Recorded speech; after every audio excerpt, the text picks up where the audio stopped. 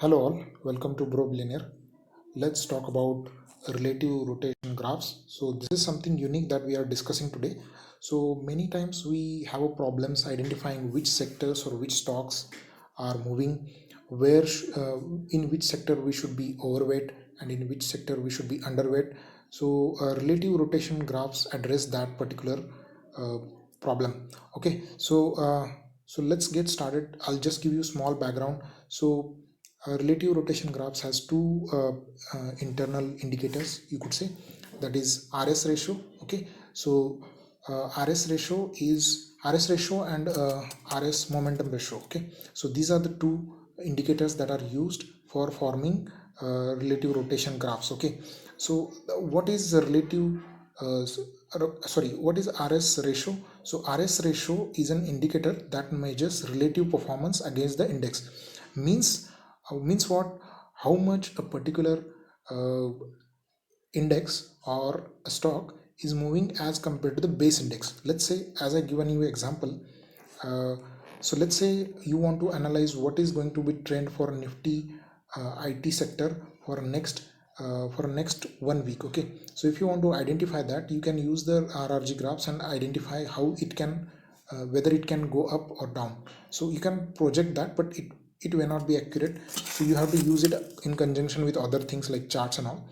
But let's say if you want to analyze what is going to be happening in the Nifty IT for next week or what has happened previously. So Nifty IT you can compare against Nifty, let's say 500. Okay, so Nifty 500 represents the 95% of market capitalization. So let's say we have total market capitalization of all Nifty shares. Let's say it's a 1000 crore, just for an example.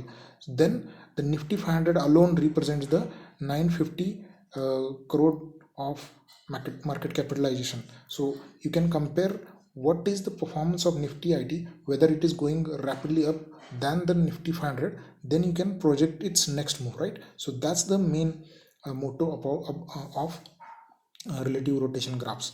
So here when you see RS ratio is one of the indicator that is used for measuring this particular relative performance against the base index. So any index you can pick Nifty IT against Nifty or Nifty IT against Nifty 500. Similarly, other sectors or even stocks can be also compared. So that is one indicator, RS ratio. The second is RS momentum. Okay, so RS momentum measures how fast RS ratio is moving. Okay, so this is moving RS momentum is measuring how frequently RS ratio is changing. Okay, so this is a faster than RS ratio, but yeah, it actually tracks how the moves are happening in RS ratio.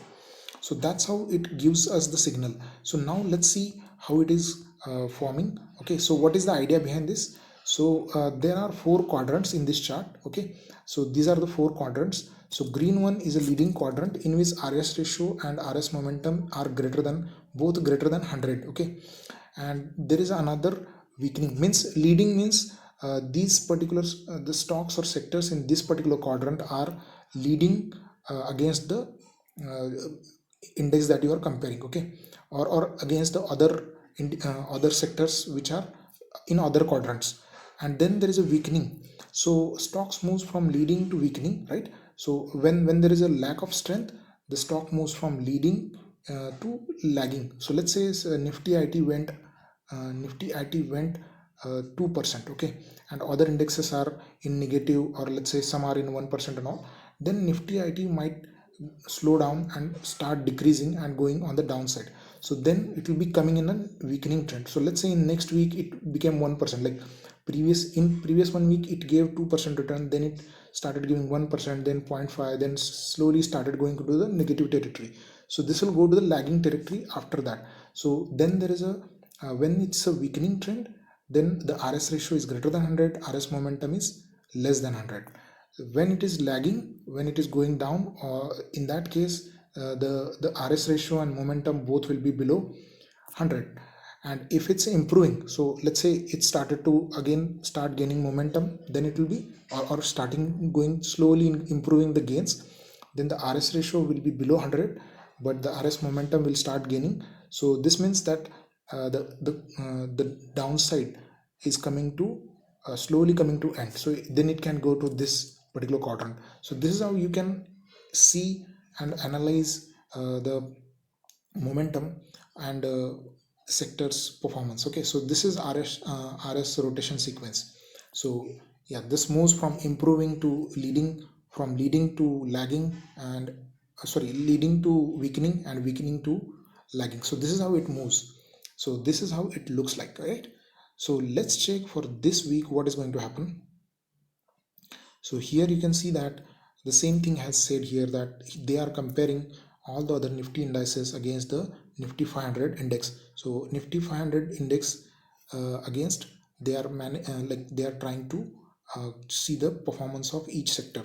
So here you clearly see that media stocks, or you could say media, CNX media was in a leading, or you could say a major gainer in last couple of weeks.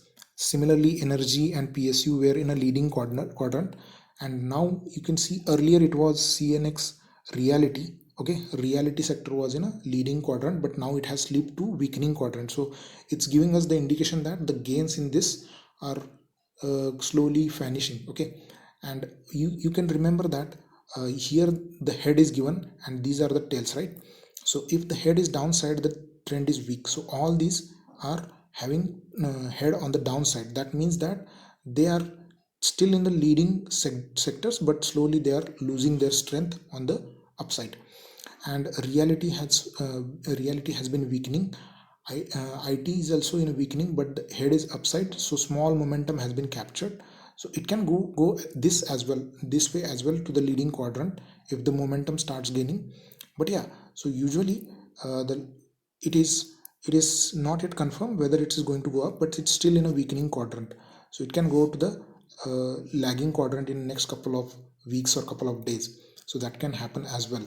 So here you can see that from the lagging quadrant, so FMCG, pharma were in a lagging quadrant. Okay, even the metals were in a lagging quadrant, but right now you can see that pharma and metal are going in an improving quadrant. So this could be the sectors which could have they could go into the improving quadrant.